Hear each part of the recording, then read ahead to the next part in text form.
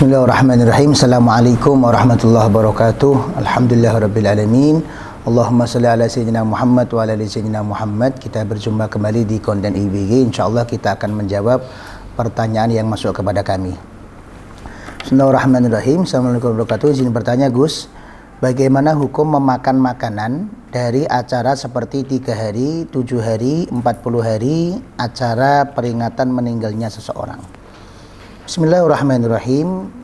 Pertanyaan ini biasanya muncul karena mendengarkan ada sebagian kecil dari orang yang mengatakan bahwa acara 3740 merupakan acara yang terlarang, kemudian derajatnya menjadi dosa, dan dosanya karena mengatakan hal tersebut sebagai sebuah kesyirikan.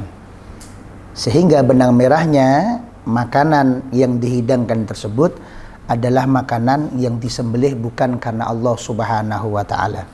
Kemudian dimasukkan di dalam ayat Quran, Allah Subhanahu wa ta'ala mewahyukan, hurrimat alaikumul maitatu waddamu walahmul khinzir wa ma uhilla li ghairillahi bih. Hurrimat, diharamkan atas kalian semua, al-maitatu, bangkai, waddamu, darah, walahmul khinzir, dan daging babi, wama, dan hewan, uhilla li ghairillahi bih, yang disembelih bukan karena Allah Subhanahu wa ta'ala.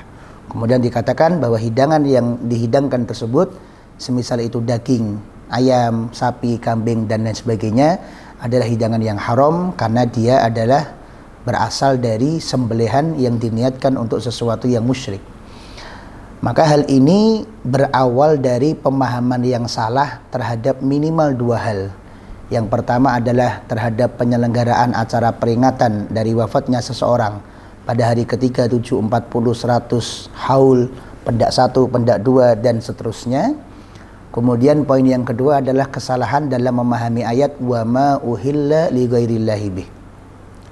Yang pertama, kaitannya dengan acara yang terselenggara, maka acara kemasyarakatan tersebut masuknya ke dalam bab muamalah. Masuknya ke dalam bab muamalah, di mana kaidah dalam muamalah adalah al-aslu fil muamalah al-ibahah hatta yadullad dalilu ala tahrim. Yang menjadi hukum asal dari kegiatan-kegiatan kemasyarakatan, kegiatan-kegiatan sosial apapun itu namanya, hari apapun diselenggarakan, tanggal berapapun diselenggarakan, jam berapapun diselenggarakan, mau mengundang orang dari siapapun dan dari manapun, semuanya itu hukum asalnya adalah al-ibahah, hukum asalnya adalah mubah. Hatta yadullad dalilu ala tahrim, sampai kita bisa menemukan ada poin-poin tertentu yang ternyata hal tersebut haram, maka baru kita katakan kegiatannya haram, bukan gara-gara kegiatannya, tapi gara-gara sesuatu yang haram yang ada pada kegiatan tersebut. Sehingga tidak kita katakan bahwa semua kegiatan peringatan wafat itu adalah haram, tapi juga tidak kita katakan bahwa semua kegiatan peringatan kematian seseorang adalah halal. Kenapa? Karena masing-masing tergantung pada isi kegiatan tersebut. Maka dalam kaidah fikih dikatakan oleh para ulama radhiyallahu taala anhum, al-hukmu yaduru ala illatin wujuduha wa adamuha. Hukum itu senantiasa berputar-putar kepada illat, senantiasa berputar-putar kepada alasan. Artinya apa? Setiap kita mau menghukumi pasti pertanyaannya itu ada apa? Setiap kita mau menghukumi, pertanyaannya itu kegiatan apa? Pasti berputar-putar pada itu. Wujuduha wa adamuha. Kalau kegiatannya isinya ini, maka hukumnya ini. Kalau kegiatan itu isinya itu, maka hukumnya itu. Jadi tergantung ilatnya, tergantung latar belakang yang membelakangi dari kegiatan tersebut bisa terselenggara. Maka poin nomor 1, terlebih dahulu kita hukumi acara 3740 dan seterusnya. Apabila situ diselenggarakan dengan menyertai kegiatan-kegiatan sesuatu yang melanggar syariatnya Allah dan Nabi Muhammad SAW, maka kita hukumi kegiatan tersebut sebagai kegiatan yang berdosa. Semisal adanya perkumpulan laki perempuan yang sampai tidak ada batas, itunya yang haram. Kemudian sampai ada sesuatu yang mengundang murka Allah, semisal orang yang membuka aurat kemudian ditampil-tampilkan. Kemudian sesuatu yang melanggar perintah Allah, semisal membuat acara sampai orang tidak sholat.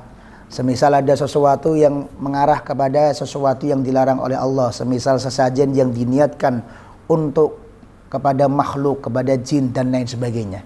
Maka hal-hal inilah yang kemudian diharamkan oleh Allah Subhanahu wa taala, maka kegiatannya dihitung sebagai kegiatan yang haram. Sebaliknya, apabila kegiatannya diisi dengan sesuatu yang sesuai dengan syariatnya Nabi Muhammad SAW, maka hukumnya menjadi sunnah. Semisal dibacakan Yasin, semisal dibacakan tahlil, semisal berkumpul, laki perempuan dipisah dengan batasan yang jelas, saling menutup aurat, saling menjaga batasan. Kemudian makanan yang disediakan di situ adalah makanan dengan niat sedekah. Kemudian pahalanya dikirimkan kepada orang yang meninggal dunia. Maka poin-poin tadi adalah semuanya sunnah dan mendapatkan pahala dari sisi Allah. Sehingga kesimpulannya kegiatan tersebut adalah kegiatan yang sesuai dengan syariatnya baginda Nabi Muhammad SAW. Ini poin yang pertama.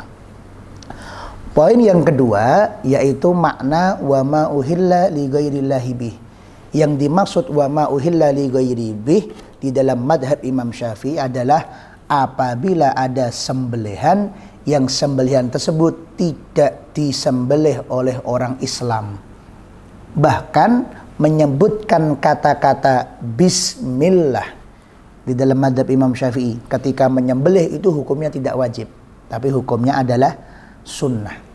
Sehingga selama yang menyembelih adalah orang yang beriman kepada Allah, yang menyembelih adalah orang muslim, maka ketika ia menyembelih meskipun tidak menggunakan kata-kata bismillah, maka sembelihannya adalah sah. Sehingga yang dimaksud dari ayat tadi wa ma uhilla li ghairillahi bih adalah sembelihan yang sembelihan tersebut dilaksanakan oleh orang yang tidak beriman kepada Allah Subhanahu wa taala. Sembelihan yang disembelih oleh orang yang tidak beriman kepada Allah Subhanahu wa taala. Kemudian selama makanannya itu adalah makanan yang halal, artinya apa? Hewannya ya hewan yang makul, hewan yang halal dimakan. Kemudian sembelihannya sesuai dengan syariat, caranya menyembelih, orangnya menyembelih sesuai dengan syariat, maka dalam hukum fikih, hukum dasarnya tetap halal. Bahkan apabila makanan tersebut dihidangkan pada acara-acara keagamaan selain agama Islam, ada agama non-Islam, terus kemudian dia menyelenggarakan sebuah kegiatan keagamaan versi mereka, terus kemudian ada hidangan-hidangan, entah roti, entah buah, entah sayur, entah daging, entah ikan dan lain sebagainya. Kemudian karena kita kebetulan tetangganya, maka kita dikirim, karena ada bapak-bapak becak di depan yang muslim, kemudian dikirim kepada bapak-bapak becak yang di depan dan lain sebagainya. Maka hukum dari makanan tersebut tetap halal. Tapi kalau kita tanya keberkahannya, tentu memiliki nilai yang berbeda. Kenapa? Karena kata baginda Nabi Muhammad SAW di dalam hadis riwayat Imam Ibnu Majah, beliau SAW bersabda, ijtami'u ala ta'am, berkumpullah kalian terhadap makanan. Artinya apa? Kalau ada makanan, jangan dimakan sendiri, ajaklah orang untuk ikut menyantap makanan tersebut. Perintah yang kedua, wadhkurullaha fih, ketika ada jamuan makan tersebut, jangan lupa berdoa kepada Allah. Kumpul, berdoa. Apa faedahnya? Yubariku lakum fih. Akhirnya Allah Subhanahu wa taala akan memberikan barokah untuk kalian semua fihi, di dalam makanan kalian. Artinya jika justru makanan tersebut dihidangkan acara 3740 yang kegiatannya sesuai dengan syariat, maka itu adalah makanan yang bukan cuma halal tapi penuh dengan barokah.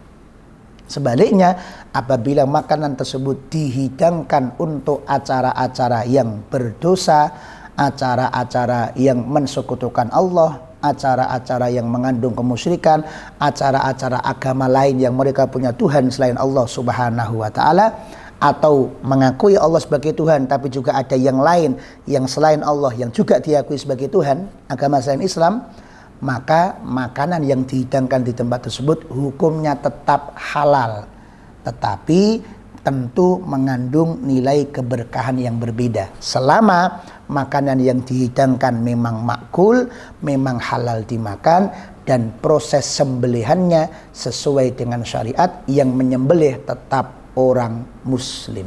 Semoga dapat menjadi jawaban yang utuh buat kita semuanya. Terima kasih. Assalamualaikum warahmatullahi wabarakatuh.